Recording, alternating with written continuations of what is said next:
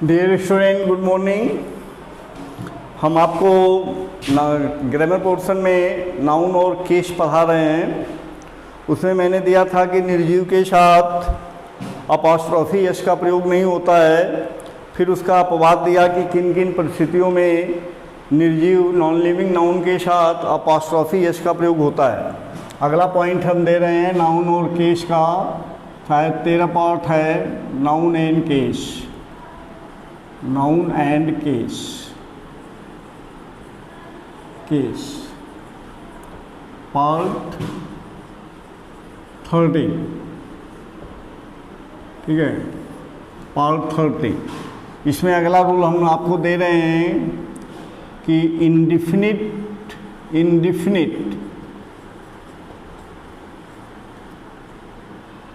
Pronoun, indefinite pronoun for person, जो indefinite pronoun person के लिए आता है अपॉस्ट्रोफी एस का प्रयोग होता है। अपॉस्ट्रोफी एस इज यूज्ड, ये रूल है। Indefinite pronoun for person, apostrophe S is used.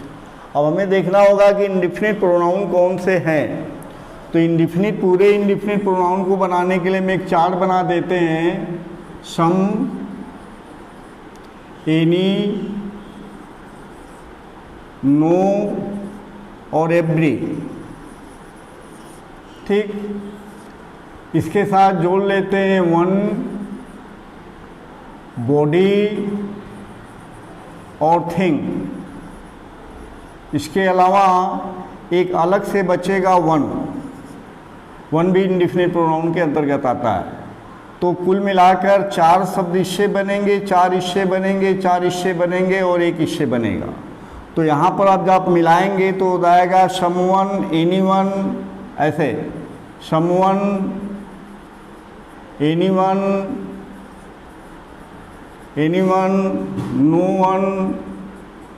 No one और एवरीवन है। इसी तरह से आप बॉडी से बनाएंगे तो somebody, anybody, nobody, everybody, 4 इससे भी बनेंगे। तो 4 ये हो गए और 4 शब्द जो है बॉडी से बनेंगे। Some body,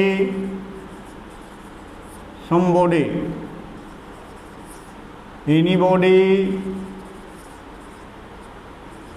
body, nobody और एवरीबॉडी।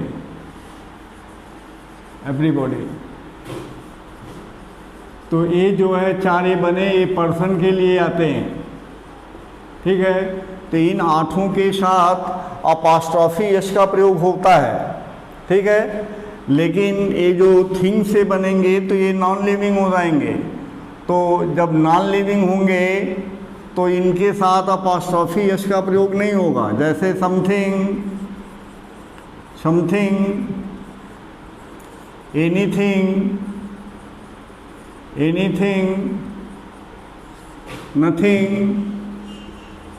नथिंग और एवरीथिंग।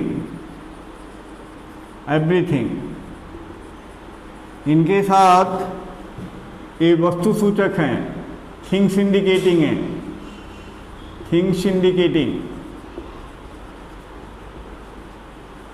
तो इनके साथ अपॉस्ट्रोफी इज नॉट यूज्ड। क्या लगेगा तो फिर ऑफ लगेगा, ठीक है, ऑफ इज यूज्ड। निर्जीव के साथ हमेशा ऑफ का यूज होता है, तो इनके साथ ऑफ का यूज नहीं होगा। और वन के साथ भी अपॉस्ट्रोफी यश का प्रयोग होता है, तो ये वंस हो जाता है। जब सब्जेक्ट, किसी भी सेंटेंस का सब्जेक्ट वन होता है तो उसके लिए वंस का प्रयोग किया जाता है। तो इसका जो मेन पॉइंट है कि व्यक्ति सूचक जितने भी फॉर पर्सन के लिए जितने भी इंडिफिनिट प्रोनाउन आते हैं उनके साथ अपॉस्ट्रोफी एस का प्रयोग किया जाता है। अब एग्जांपल देखिए आप, हैव यू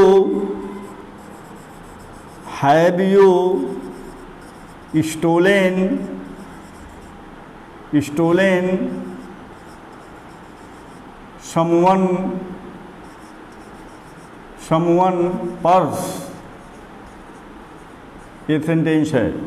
तो have you stolen someone purse, क्या आपने किसी का पर्स चुराया? तो देखो आप समवन के बाद काके की यानी संबंध का बोध हो रहा है, तो हैव यू स्टोलन समवन जहाँ पर है इसके साथ अपॉस्ट्रोफी लगेगा तो हो जाएगा समवन्स पर्स। तो यहाँ पर आपका समवन पर्स, समवन के बाद अपॉस्ट्रोफी यस का प्रयोग होगा। व्यक्ति सूचक है तो व्यक्ति सूचक जितने भी इंडिफिनिट प्रोनाउन होते हैं उनके साथ अपॉस्ट्रोफी यस का प्रयोग किया जाता है। जैसे no one's umbrella, umbrella was stolen, ये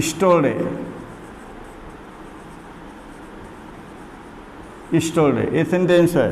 तो यहाँ पर मैंने पहले ही लगा दिया नो वंस अम्ब्रेला, किसी का भी छाता कल चुराया नहीं गया था, ठीक है। तो यहाँ पर नो वन लग गया तो नो वन के साथ अपॉस्ट्रोफी लगा, तो ये आपका पर्सन इंडिकेटिंग इंडिफिनिट प्रोनाउन है। तो पर्सन इंडिकेटिंग जितने भी इंडिफिनिट प्रोनाउन होते हैं उनके साथ अपॉस्ट्रोफी यस का प्रयोग किया जाता है। जैसे एक सेंटेंस और लो आप, इट इज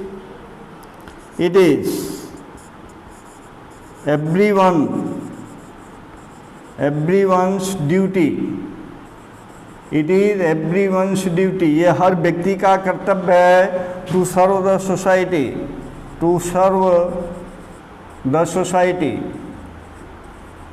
है, यह हर व्यक्ति का कर्तव्य है कि वह समाज की सेवा करे। तो यहाँ पर एवरीवन के साथ भी अपॉस्ट्रोफी का प्रयोग हो गया।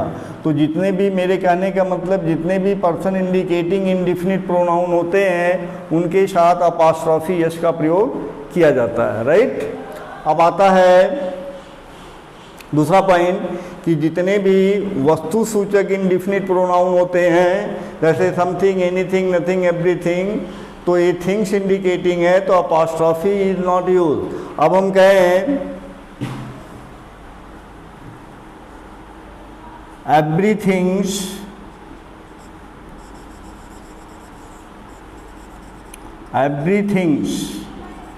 Value decreases gradually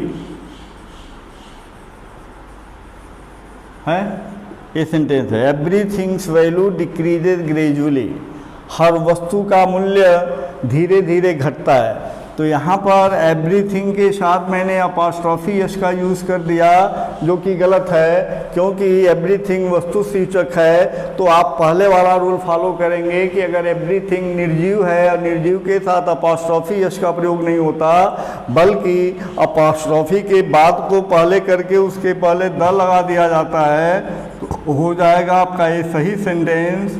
value of everything, the value of everything decreases gradually,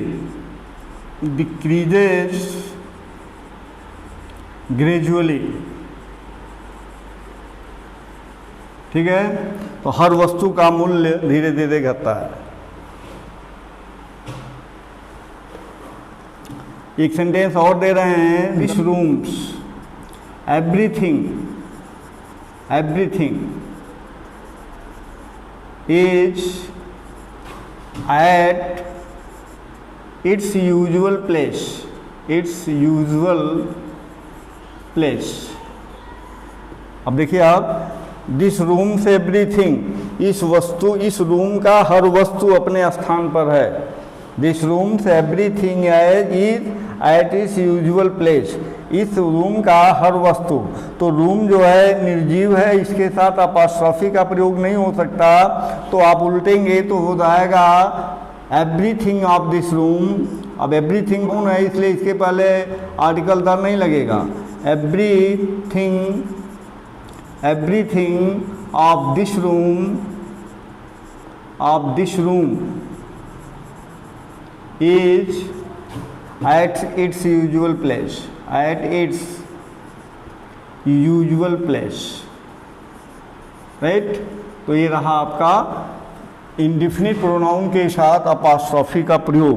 तो व्यक्ति सूचक के साथ होता है लेकिन वस्तु सूचक के साथ नहीं होता है। अब अगर किसी वाक्य का सब्जेक्ट वन होता है, वन, तो वन के साथ पॉजिटिव केस वंश होता है, न कि हिज या हर होता है।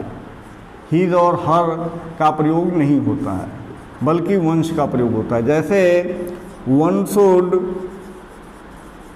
one should try